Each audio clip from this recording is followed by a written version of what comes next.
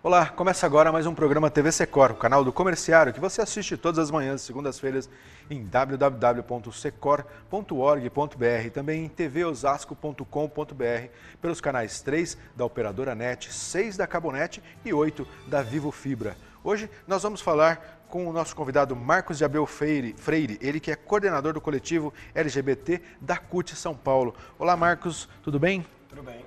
Obrigado aí pela sua participação, por tirar um espacinho na sua agenda para vir conversar aqui com os nossos telespectadoras, com os trabalhadores do comércio, trabalhadores aqui de toda a região. Também aqui conosco o nosso diretor de comunicação, Arruda. Tudo bem, Arruda? Tudo bem, Pedro Gerson? Bom dia. Bom dia, comerciário. Bom dia. É um prazer ter você com a gente aqui, trazendo um pouco desse ensinamento sobre a LGBT, né? Claro. O Marcos, que foi recém-eleito aí para o coletivo da CUT São Paulo, Marcos, é isso? Como é que foi, quando é que foi essa eleição? Como é que foi esse processo aí? Sim, na verdade já é meu segundo mandato aqui no coletivo, né? Eu participei do primeiro, que teve coordenação, que foi acho que em 2008 a 2010, e agora novamente eu retorno para Você foi eleito agora em 2017 para ficar até 2019, é isso? Isso, biênio. Conta um pouquinho da sua trajetória profissional aí, como é que foi seu ingresso na CUT, você é ligado a qual categoria? Sim. Então, eu sou do Sindicato dos Metroviários, né? Já há 30 anos. E a questão da militância no movimento sindical e da militância no movimento LGBT, elas praticamente elas se identificam, se cruzam aí, né? Porque eu comecei a militar no sindicato em 1994, né? E já em 97, nós tivemos a primeira parada, que era chamada então Parada Gay, na cidade de São Paulo, né? E ali os próprios companheiros e companheiras do sindicato me incentivaram a participar da parada, enfim. E ali eu tive contato com o movimento LGBT, e aí aquela coisa da militância sindical, né? Eu já procurei o grupo, e a partir daí já comecei Começa a transferir a militância, aproveitar a experiência de militância, bacana. E como é que surgiu o coletivo da CUT? O coletivo, na verdade, já tem um tempo, né? Na verdade, o primeiro documento que fala da questão da luta, né, dos trabalhadores e trabalhadoras LGBT, né, pelo respeito, pela igualdade, o primeiro documento surgiu em 1999, né, numa plenária da CUT. Né? Então, se não me engano, acho que era a 9ª plenária da CUT. E ali já se faz a primeira referência na questão da luta pela igualdade, pela não discriminação dos trabalhadores e trabalhadoras LGBT ali no campo da CUT, né? E a partir daí nós colocamos em todos os congressos, incentivamos os sindicatos a pautar essa questão, né? E aí foi um avanço durante esses anos aí. E é uma questão tão difícil, né, Marcos, porque você, assim, a gente na luta há anos, há décadas, né, tentando resgatar o direito da mulher, do negro, LGBT, que já era um tabu ainda maior na sociedade, veio mais tarde ainda essa busca pela igualdade, né, para colocar na discussão, colocar na ordem do dia essa discussão. Né? Como é que você vê o avanço desde esse início para hoje? Mudou muita coisa?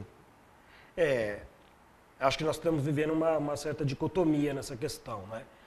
Se a gente pensar em termos de movimento no Brasil, né, ele começou ali na década de 80, finalzinho da década de 70 para a década de 80, né, vindo no rastro da militância, praticamente teve um marco na luta americana, né, em Nova York com Stonewall em a briga, e aí em 1969, e aí esse movimento começa a crescer. Aí chega no Brasil aqui, mais forte, final da década de 70, né, para início da década de 80. Então teve os primeiros movimentos, as primeiras passeatas, né, em defesa lá naquela época era chamado de movimento homossexual. Né? E aí teve um boom ali naquela questão da luta. O primeiro grupo de militância foi o Grupo Somos, fundado aqui em São Paulo, se não me engano, acho que foi em 78 ou 79, acho que foi 78. Depois o GGB, o Grupo Gay da Bahia, assim vários outros grupos foram crescendo. A partir daí deu uma arrefecida nessa questão da militância, né? E em meados da década de 90, nós retomamos de novo essa discussão, que foi basicamente a primeira discussão de uma lei que beneficiasse a comunidade LGBT, né? Que foi então a PCR, que nós chamamos, a Parceria Civil Registrada, né? Que já falava em equiparar os direitos aos casais homoafetivos e tal, né? Então foi a partir de 1995. Em 95, aí trouxe à tona essa discussão, né, da igualdade dos direitos. Porque aí você tinha no seu ambiente de trabalho, por exemplo, o colega falando, mas como? Gay quer ter direito? Como é que é isso? A lésbica quer ter direito? Como é que é isso? Falei, queremos sim, nós estamos ali, nós trabalhamos como vocês, nós pagamos impostos, né? E assim não dá mais para ser tratado como cidadão de segunda ou terceira categoria. Né? Então, a partir daí de 95, a discussão da PCR, a luta foi avançando, deu início à primeira parada em 1997 aqui em São Paulo, a parada que foi crescendo e foi, nos primeiros anos, importante para a questão da visibilidade. Né? Então, quando as pessoas viram 100 mil, né, 300 mil, 500 mil, 1 milhão de pessoas na rua, e aí as pessoas começaram a se questionar, mas como? Por que vocês estão nessa... E aí acho que foi importante porque trouxe toda essa militância. Né? A partir daí, a gente começa no segundo momento, que é politizar. A parada também tem esse caráter, né, de divulgação, mas ela tem uma componente política que é mostrar esse segmento e a necessidade de discutir políticas públicas para o segmento. Né? Claro, claro. Eu fiz parte da direção do Associação da Parada em São Paulo durante um mandato, 2011 a 2014. Não é só a festa, a comemoração, né? É um momento de né? Então, tem sempre essas duas questões. As pessoas criticam, mas a parada é uma grande festa ou ela luta por direitos, né? Aliás, as duas coisas. Né? As duas coisas. Nós entendemos que o próprio ato, nas primeiras paradas, de você ir para a rua, colocar a cara, é uma manifestação política, né? É claro que tem suas características próprias, né? Tem aquele momento que não deixamos de reconhecer que é um momento do dia de festa, né? Mas é de luta também, né? Você sair para a rua, você se mostrar, com a forma que é característica da população LGBT, assim como, por exemplo, a comunidade negra vai fazer uma passeata, eles têm as suas características próprias de fazer, né? Com as suas vestimentas, suas características. Então, a população LGBT também tem um pouco essa característica. Mas, evidentemente, que sempre nós procuramos, cada vez mais, trazer a discussão da luta pela igualdade e pelas políticas públicas. Né? Isso sempre que a gente tenta enfatizar nas paradas que hoje já se tem no Brasil como um todo. Né? Agora, falando aí um pouco mais do coletivo, né? Além dessa participação, dessa discussão para compor os itens de reivindicação das centrais, para orientar os sindicatos. Né? Como é que se dá o trabalho do coletivo? Vocês têm reuniões periódicas? Como é que vocês levam essa discussão para a base sindical? Assim, nós nos reunimos mensalmente, temos um calendário, né? Uhum. E aí, eventualmente, umas extraordinárias, por conta de alguma demanda a mais, né? Então, todo mês nós nos reunimos com os sindicatos e aí discutimos algumas ações para que os sindicatos possam estar realizando, né, encampar na sua base ali dos trabalhadores, né, das trabalhadoras. Agora, eu imagino que da mesma forma que durante muito tempo, hoje ainda né, a participação da mulher foi tratada de forma ainda discriminada nos sindicatos, a participação do negro ainda teve a sua componente de participação. Acho que vocês ainda enfrentam essa dificuldade também nos sindicatos, a participação da população LGBT, né, dos trabalhadores LGBT nos sindicatos. Como é que está o cenário hoje da participação LGBT nos sindicatos, nas diretorias sindicais, por exemplo? Na verdade, não é tão simples assim, né? Tem aquela ideia que o movimento sindical também é um movimento machista, né? É composto majoritariamente por homens. E aí, durante essas décadas, aí, praticamente essas 2, 3 décadas, a gente vem agindo bastante para que essa situação mude, para que os companheiros e as companheiras tenham compreensão da necessidade de encampar essa luta também, que é um setor que é muito discriminado no mercado de trabalho, né? Então, assim, pensando no movimento sindical, tem avançado bastante. Hoje nós temos, por exemplo, né, uma categoria que nós tínhamos até pouco tempo atrás, que eram os metalúrgicos. Hoje os metalúrgicos estão encampando bastante já essa discussão da questão da igualdade dos direitos da população LGBT. Né? É claro que também depois você partir para isso, para a base, tem uma outra dificuldade. Você esclarecer os trabalhadores, né, do respeito, né, do acolhimento. Porque quando a gente fala em acesso de mercado para a população LGBT, é muito complicado, né? A gente sempre diz o seguinte, eu sempre digo o seguinte, hoje você até consegue um gay e uma lésbica entrar no mercado de trabalho com muita dificuldade e tal, Mas, por exemplo, você pega uma travesti, uma transexual, não existe muito o acesso. mais difícil, né? Não Muito mais existe, difícil. praticamente. É praticamente zero, né? Então, só é dada a elas a questão da prostituição, né? Alguns Alguns trabalhos mercados muito específicos, muito específicos, né? Salão de cabeleireiro, Isso, alguma coisa né? mais, A assim, questão mais... da maquiagem, né? Sempre voltado só para esses campos, quando na verdade tem que trabalhar em qualquer profissão, né? Então esse é um trabalho que a gente vem fazendo de construção, e aí parte não só dentro do movimento sindical, mas aí como é que você discute isso com as empresas, né? Que aí é que está o grande mote, né? Fazer que a empresa entenda que não tem que haver discriminação, né? E que o acesso tem que ser aberto a todos e todas, né? Ou, às vezes, quando o gay ou a lésbica entra, e ele entra e fica ali, é estagnado, né? Não tem acessão aos cargos de salário, não tem promoção, sofre N discriminações, as piadas, né? Inclusive da própria chefia, às vezes. Então, é muito complicado se manter ali dentro do mercado de trabalho, né? Agora, Marcos, você percebe alguma evolução na questão do respeito, na questão do acesso ao trabalho, desde quando vocês começaram lá atrás, essa caminhada por exigir igualdade, melhorou ou piorou? Se você pensar em termos de legislação, algumas coisas a gente consegue, Caminhou, né? a gente caminhou, né? Por exemplo, você ter o seu companheiro e você poder incluí-lo num plano de saúde. Isso praticamente já é lei, né? Então, é dado o acolhimento e poder incluir nos planos de saúde sem nenhuma discriminação. Tem empresas, por exemplo, que aceitam, se trabalham no mesmo local de trabalho, poder trabalhar em mesmas escalas, poder sair de férias junto, né? E ter os mesmos direitos como os casais héteros têm, né? E isso, às vezes, não era sequer reconhecido no ambiente de trabalho, né? Então, pequenas coisas a gente consegue ver que tá avançando, né? Inclusive, existe fóruns já específicos criados só lidando com as empresas, né? Não nós lidamos mais com o movimento sindical e essa interlocução, mas tem fóruns já específicos de algumas empresas que tentam já avançar nessa questão, né? Eu tenho a impressão também que muitas empresas encaram até como uma questão de mercado, né? Uma população gigantesca que estava aí assim, escondida, né, à margem dos mercados, mas algumas empresas, não tanto pela solidariedade ou pelo entendimento da igualdade dos direitos, mas também por uma questão de mercado, começaram a olhar e abrir as portas para a comunidade, não é isso? Ah, sim, se você pensar no mercado como um todo, né, e dentro da questão do capitalismo, Sim. Se você pensar no ganho, né, tem muito essa questão. Lá na década de 90, já tinha a sigla, a gente falou em movimento homossexual, e depois passou para o GLS, que era gays, lésbicas e simpatizantes.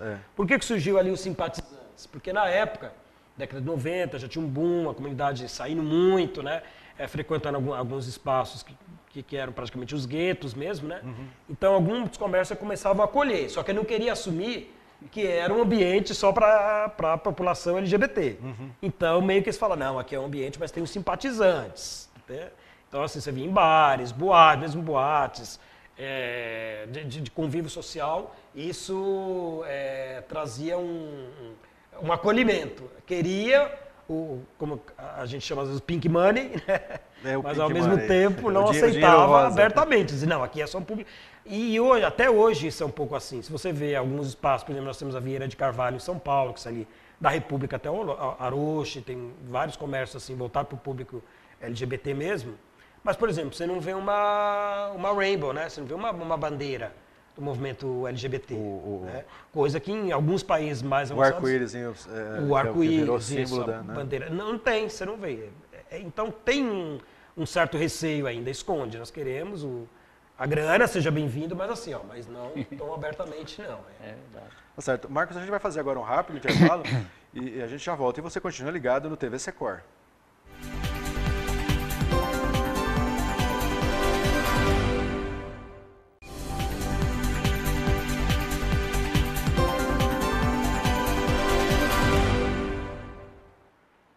Estamos de volta com o programa TV Secor, hoje conversando com Marcos de Abreu Freire, ele que é coordenador do coletivo LGBT da CUT São Paulo. Agora, a gente falou um pouquinho aí da questão de mercado, da comunidade, né, do que antigamente era conhecido como simpatizantes, né, no GLS. Agora, fala um pouquinho de mercado do ponto de vista do acesso, né? A gente deu uma pincelada no primeiro bloco, mas do ponto de vista do acesso dos trabalhadores LGBT ao mercado. A gente falou, ainda é bastante restrito, mas como é que está nas empresas esse acesso dos trabalhadores? Você diz o acesso ao trabalho? Ao trabalho, Ao trabalho. Ainda é muito difícil, né? Não vivemos assim num mar de rosas, não, né? É por isso que a nossa briga é constante, até enquanto coletivo mesmo. A gente faz essa discussão constantemente para que mude esse quadro, né? Porque é difícil o acesso, pois é difícil você se manter dentro da empresa, né? Como eu disse, né? Tem a questão de cargos e salários, ascensão, às vezes você entra e fica ali estagnado. Então é uma dificuldade muito grande. A discriminação ainda é muito forte dentro do local de trabalho, né? É muito forte, muito forte. E lidar com os colegas que ainda não entenderam muito bem a situação, ou não captaram esse novo momento do país e do mundo. Você tem... As piadas são constantes, porque é naturalizado, né? Você fazer piada de gay, por exemplo, né? Qualquer coisa que as pessoas vão fazer, sempre tem uma piada homofóbica, né? Aí vem, né, brinco, mas é uma piadinha. Não, a piada ela sempre tem um fundo de preconceito, né? Sem dúvida. E vem para te estigmatizar. Então, e você enfrentar isso cotidianamente, às vezes seja na escola, com bullying, né? E aí passa para o ambiente de trabalho. Então, é uma luta constante, né? E assim, se o gay ou a lésbica, a travesti transexual não tem uma autoestima, consegue manter uma autoestima muito forte, o que já é difícil, né? Ela tem sérios problemas, né, durante a sua vida, né? Isso é que é o mais grave, né? Agora, nós vivemos um momento complicado, onde a LGBT-fobia tem florescido aí na sociedade brasileira de uma forma bastante importante. Como é que você avalia o atual momento, Marcos? Olha, nós estamos vivendo um momento muito perigoso, né? Muito perigoso, uma situação de praticamente de retrocesso, né? Nos avanços que alguns setores da sociedade vinham conquistando, a questão da não discriminação racial, a questão das mulheres, o avanço das mulheres, nós da LGBTfobia, você pega até a questão indígena, né, que sofreu ao longo de séculos, né, vem sofrendo uma mortalidade imensa, né, e hoje volta à tona, né, os espaços deles que já são pequenos, por exemplo, as áreas de preservação sendo questionadas novamente, né. Então, é muito preocupante que nós vivemos na sociedade. Então, isso, de novo, vem afetar a nossa comunidade muito fortemente, porque parece que é assim. E aí, quando você fala em conservadorismo e tal, parece que a questão da sexualidade é o primeiro véu que se vem, né? Que se tenta desnudar. E joga nessa primeira camada a questão da discussão sobre um falso moralismo, na verdade, que se tem, né? Agora, assim, existe uma confusão, para mim fica claro uma confusão desse movimento conservador que parece estar se fortalecendo no país, até em função de toda essa crise, esse tumulto na vida política e econômica do país, mas é recorrente essa confusão entre gênero e sexualidade, né? Uma coisa não tem nada a ver com outra, essas discussões são separadas, não é? Sim, sim. E aí esse setor de mais conservadores estão criando algumas falsas ideias, né, uns factóides, que a gente diz, que na verdade, é uma forma de você reprimir a sociedade novamente, né, voltar num retrocesso. Você tem hoje, eles criaram aí o factóide que é chamado ideologia de gênero. Ideologia de gênero. Ideologia de gênero. Isso nunca foi discutido no movimento, né? O que o movimento LGBT discute, o que as mulheres discutem, é a igualdade, né, e a liberdade sexual, mas é a igualdade sem repressão, né, com os mesmos direitos. E aí eles criaram essa questão da ideologia de gênero como assim, o movimento LGBT e as questões de sexualidade é para mudar o sexo. Vai ensinar nas escolas como ser gay, não é isso, vai ensinar nas escolas. É uma discussão tão rasteira, tão grosseira. Cara, absurda, né? Tão de baixo nível que é da pena, mas infelizmente é isso que vem sendo colocado, né? Agora, as pessoas não pensam que uma criança, né, que eu já passei por isso, porque uma criança, quando ela é pequena e ela começa a entrar na sua pré-adolescência, na sua adolescência, vendo que ela é diferente das outras pessoas, da grande maioria, né, porque ela sente atração, por exemplo, pelo mesmo sexo, falando em orientação sexual, e não se confundir com identidade de gênero. Então, na orientação, você percebe que você é atraído pelo mesmo sexo e você não tem nenhuma referência ao redor, e isso te causa um sofrimento psíquico muito grande, né? Até você crescer na fase adulta. E aí, se não discute, se você não discute na família, se você é proibido, como eles querem, discutir na família, se é proibido discutir na escola, em qualquer lugar, como é que vai ser a sua referência, né? As mais negativas, infelizmente, às vezes, né? Então, é isso que a gente luta. A mesma questão, identidade de gênero, né? Se discute essa questão que, porque a comunidade LGBT, as pessoas que discutem sexualidade, querem mudar o sexo, né? Querem mudar você nasceu homem, você não é homem, você não é mulher, ou vice-versa. E não é por aí, né? A orientação sexual não se aprende, você já nasce, né? Sim, é verdade. Tanto é que a gente fala muito, inata, né? As pessoas usam muito a questão da opção sexual. Mas já não é, né? A gente fala, ninguém opta em ser gay, em ser lésbica, em ser bi. Aliás, se pudesse optar, não optaria pelo padrão, né? Porque é muito mais fácil, muito mais simples, né? Homem e mulher, provavelmente mais para ser homem, né? Porque mulher também é discriminada. Se pudesse optar, era fácil, homem, né? Não teria nem mulher no mundo, né? Porque para passar o que passo, né? É isso, e isso vem sendo reforçado hoje, né? Toda essa discriminação, todo esse status de isso é o correto e aqui não é correto, quando na verdade não existe, né? Então as pessoas se aceitam como elas são e trabalhar para que... outra que só, lembrando, nós estamos vendo essa polêmica da questão da cura gay, né? Aí se leva para o campo a psicologia, que é uma das áreas que mais que tem definição sobre isso, que tem acúmulo sobre essa discussão, né? Já definiu lá em 1999 que não existe cura gay, que ser homossexual não é uma doença, né? E esses setores conservadores trazem de novo essa discussão, né? Num ímpeto assim de não aceitar a homossexualidade, a bissexualidade como possíveis outras orientações, né? Então parece que eles colocam assim, não, em casa eu vou ensinar meu filho a ser heterossexual e pronto, não vai haver outra forma. E a gente sabe que isso secularmente isso nunca funcionou, porque se fosse isso todos seriam hétero realmente, porque a gente vem de uma família hétero, evidentemente, e aí sempre foi colocado que é assim que são, mas às vezes tem crianças que crescem que vão ver que não é essa a orientação, ou mesmo a identidade de gênero, né? Então não é uma coisa, é uma coisa que é nata de uma certa forma, né? Agora, acho que uma componente importante que a gente tem que avaliar é que essa guinada conservadora, né, mais recente no país, ela vem com uma componente de violência muito forte, né? Ela vem assim, agressiva, tanto do ponto de vista da violência em si, da agressão física à comunidade LGBT, mas também uma agressão aos conceitos, uma agressão às filosofias que são simpáticas à comunidade, que são, né, alinhadas com a comunidade. E aí agora nós estamos vendo episódios bizarros de questionamento, de proibição de arte, né, associando associando pedofilia a nudismo, uma coisa assim, bizarra, né? Bizarra. É isso que você falou, né? Ontem no MAM mesmo teve agressão aos funcionários que trabalham lá, né? Que eles foram agredidos lá por um grupo conservador lá.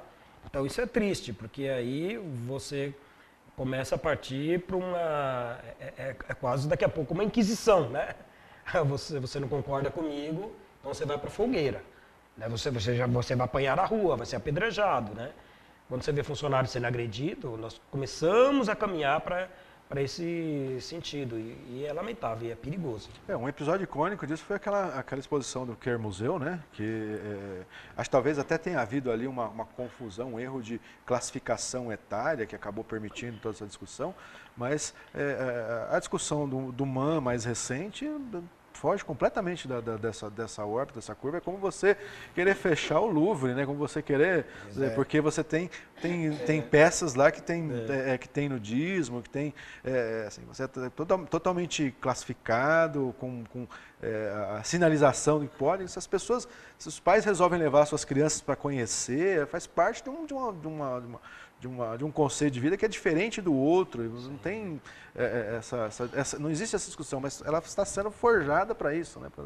Para combater toda espécie de pensamento progressista, Marcos. Claro, essa é uma linha que estão seguindo, que é isso, e é criar um sentido que, assim, aí eles usam o conceito da família, que isso também é muito amplo, né? Porque, como você falou, se eu quero levar meu filho, a minha filha, para ver uma obra de arte ou uma performance com esse conteúdo, então, se é para defender que os pais eduquem, então, tem liberdade de ir lá educar. A obra está lá para quem quiser mostrar. Quem não quer ir, não vá para lá, né?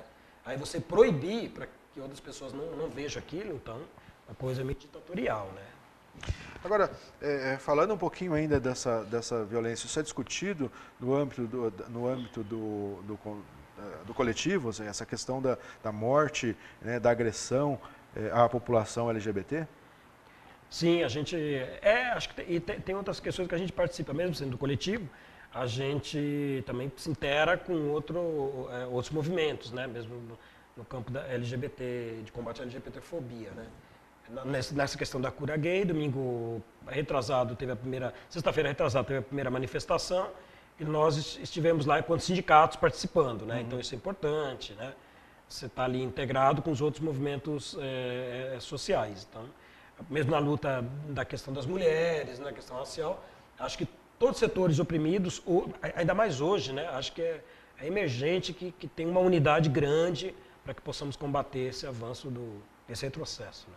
E como é que você vê o que é importante da parte dos sindicatos, do movimento sindical fazer para colaborar com o combate à homofobia, com a LGBTfobia, com o combate a esse preconceito que vem crescendo aí nesse momento? O que você acha que tem que ser feito, Marcos? Bom, primeiro, acho que é muito diálogo, né? Acho que também, assim, ninguém sabe nascendo, ninguém entende de tudo, mas tem que ter a vontade de querer saber, né? E querer entender as diferenças. Então, acho que o movimento sindical, a gente constrói, né, as nossas bases, acho que muito no diálogo. Então, acho que é importante conversar com o trabalhador e trabalhadora na base, né?